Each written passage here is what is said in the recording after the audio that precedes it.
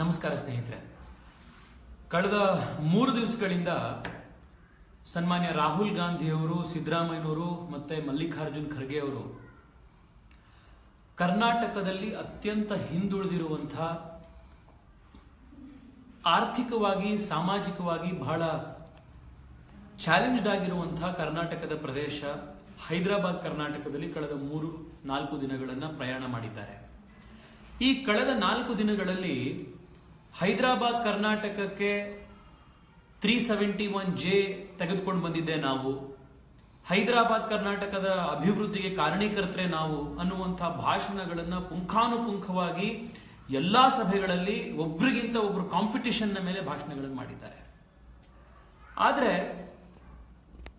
ಈ ಎಲ್ಲ ಮಾತುಗಳು, ಈ ಎಲ್ಲ ಅವರ ಭಾಷಣಗಳು ಸತ್ಯಕ್ಕೆ ದೂರವಾಗಿರುವಂಥದ್ದು.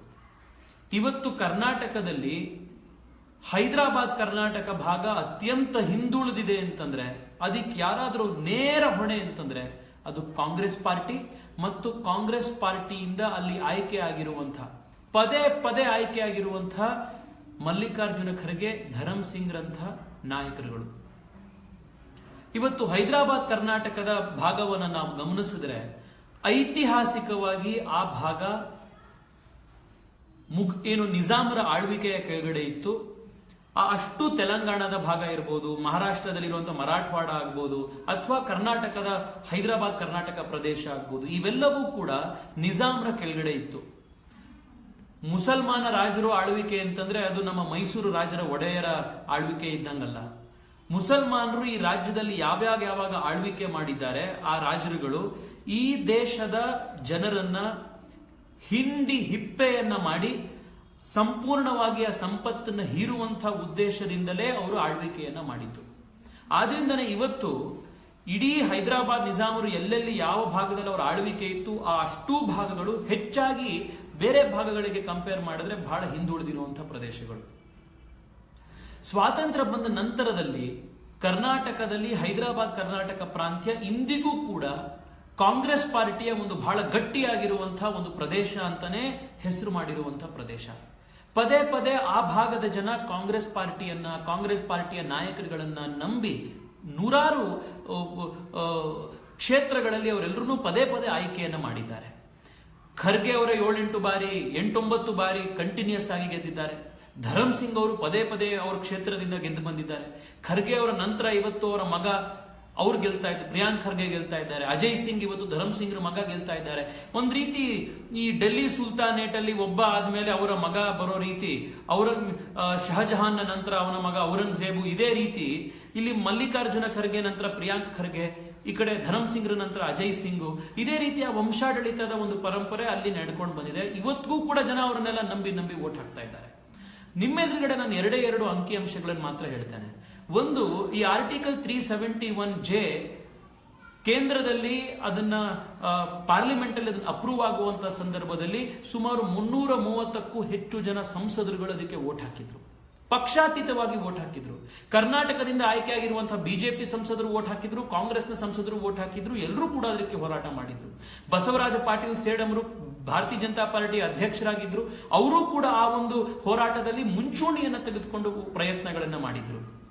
ಪಕ್ಷಾತೀತವಾಗಿ 371J ತೆಗೆದುಕೊಂಡು ಬರಬೇಕು ಅಂತಾಯ್ತು. 371J ಬಂದಾದ ಮೇಲೆ ಕಳೆದ 5 ವರ್ಷದಿಂದ ನಿಮ್ಮ ಸರ್ಕಾರ ಇದೆ.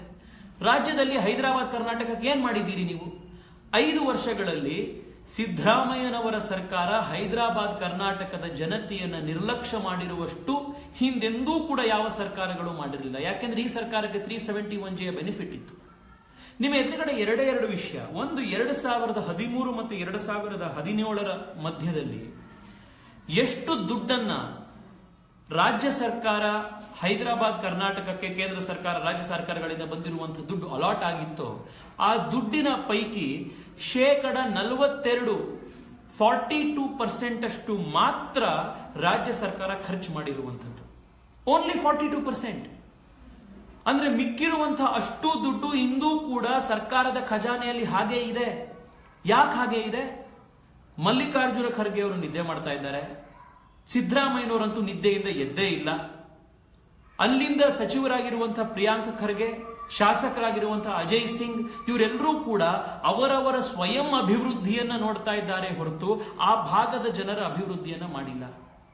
42% ದುಡ್ಡು ಖರ್ಚಾಗಿದೆ, ಇನ್ ಮಿಕ್ಕಿದ ದುಡ್ಡು ಖರ್ಚಾಗಿಲ್ಲ ಅಂತಂದ್ರೆ ಇದು ಸರ್ಕಾರದ ಗವರ್ನೆನ್ಸ್ ನ ವೈಫಲ್ಯ ಇದು.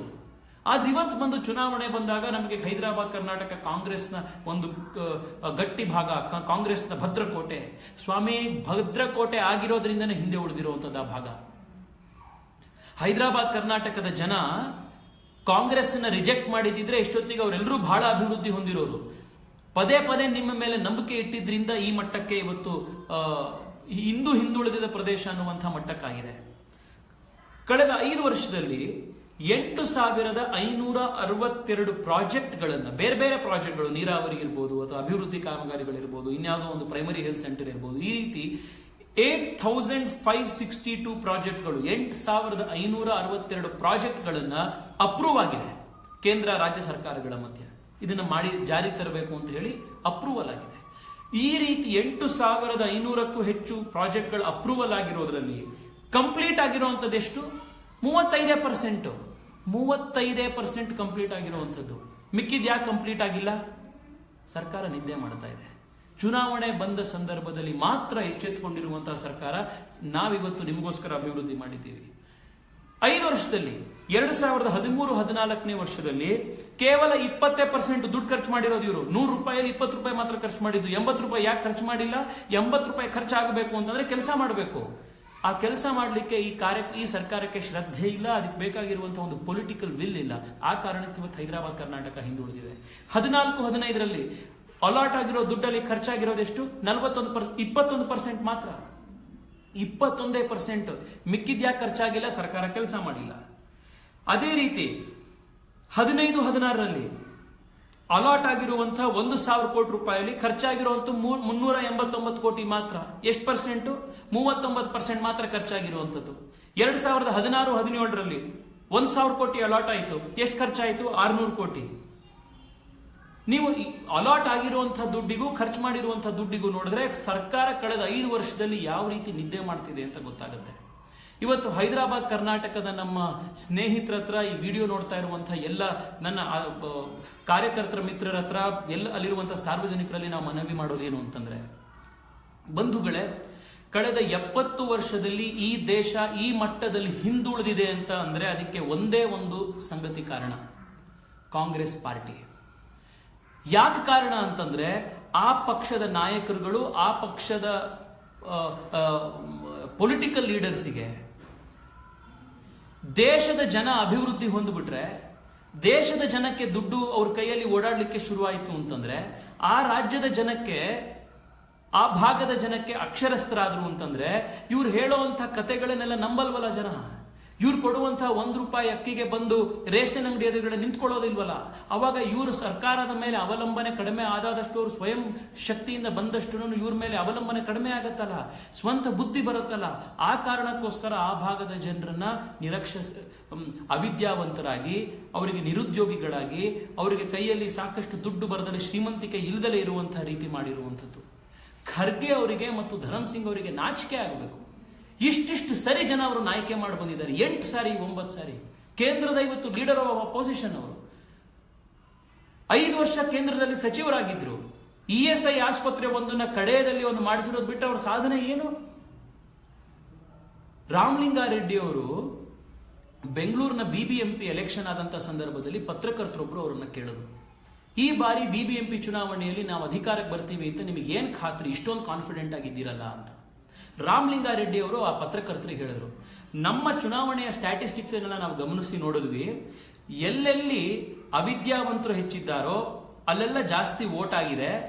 ಲಾಂಗ್ ವೀಕೆಂಡ್ ಇದ್ದಿದ್ರಿಂದ, ಶನಿವಾರ, ಭಾನುವಾರ, ಶುಕ್ರವಾರ ಮತ್ತು ಸೋಮವಾರ ಎಲ್ಲ ರಜಾ ಇದ್ದಿದ್ರಿಂದ ವಿದ್ಯಾವಂತರು, ಸುಶಿಕ್ಷಿತರು, ಮತ್ತೆ ಈ lower middle class, upper middle ಕ್ಲಾಸ್ನ ಮತ್ತು ಮಿಡಲ್ ಕ್ಲಾಸ್ನ ಜನ ಎಲ್ಲರೂ ಕೂಡ ಹೊರಗಡೆ ಹೋಗಿದ್ದಾರೆ. ಅವ್ರು ಯಾರು ಕೂಡ ವೋಟ್ ಮಾಡಿಲ್ಲ.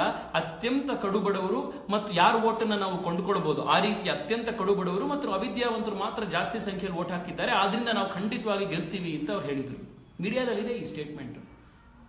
ಕಾಂಗ್ರೆಸ್ ಪಾರ್ಟಿಯ ಒಬ್ಬ ಮಂತ್ರಿಗಳು ಹೀಗೆ ಹೇಳ್ತಾರೆ ಅಂದ್ರೆ ಗ್ಯಾರಂಟಿ ಏನು ಅಂತಂದ್ರೆ, ನೀವು ವಿದ್ಯಾವಂತರಾದ್ರೆ ನೀವು ಬಿಜೆಪಿ ವೋಟ್ ಹಾಕ್ತೀರಿ, ನೀವು ಶ್ರೀಮಂತರಾದ್ರೆ ನಿಮ್ಮ ಕಾಲ ಮೇಲೆ ಕಾಲು ನಿಂತ್ಕೊಳ್ಳುವಂತ ಶಕ್ತಿ ನಿಮಗೆ ಬಂತು ಅಂದ್ರೆ ನೀವು ಕಾಂಗ್ರೆಸ್ ಪಾರ್ಟಿ ಜೊತೆಗೆ ಹೋಗೋದಿಲ್ಲ. ಈ ವಿಚಾರ ಗೊತ್ತಿರೋದ್ರಿಂದನೇ ಜನನ ಅವಿದ್ಯಾವಂತರಾಗಿ ನಿರುದ್ಯೋಗದಲ್ಲಿ ಬಡತನದಲ್ಲೇ ಇರಿಸಬೇಕು. ಅವರಿಗೆ 500 ರೂಪಾಯಿ ಕೊಟ್ಟು, ಸೀರೆ ಕೊಟ್ಟು, ಬಿರಿಯಾನಿ ಕೊಟ್ಟು, ಚಡ್ಡಿ ಕೊಟ್ಟು ಎಲೆಕ್ಷನ್ ಬಂದಾಗ ಅವರನ್ನ ವೋಟ್ ತಗೊಳ್ಬೇಕು ಅನ್ನುವಂಥ ಪರ್ಪೆಚುವಲ್ ಆಗಿ ಅವರನ್ನ ಬಡತನದಲ್ಲಿ ಇರಿಸಿರ್ಬೇಕು ಅನ್ನುವಂಥ ಹುನ್ನಾರ ಕಾಂಗ್ರೆಸ್ ಪಾರ್ಟಿದು. ನಾವು ಈ ವಿಚಾರವನ್ನ ಹೈದರಾಬಾದ್ ಕರ್ನಾಟಕದ ಎಲ್ಲ ಸನ್ಮಿತ್ರರಿಗೆ ವಿಚಾರಗಳನ್ನು ತಿಳಿಸ್ತಾ ಹೋಗೋಣಂತೆ. ಈ ಬಾರಿ ಇಷ್ಟು ಸಾರಿ ಕಾಂಗ್ರೆಸ್ ಪಾರ್ಟಿಗೆ ವೋಟ್ ಹಾಕಿದ್ದೀವಿ, ಇಂದಿಗೂ ಕೂಡ 2 ಹೊತ್ತು ಅನ್ನಕ್ಕೋಸ್ಕರ ಕಷ್ಟಪಡ್ತಾ ಇರುವಂತಹ ಒಂದು ಅನಿವಾರ್ಯತೆ ಇವತ್ತು ಅಲ್ಲಿ ಬಂದಿದೆ. ಬಸವರಾಜ್ ಪಾಟೀಲ್ ಸೇಡಂರು ಯಾವ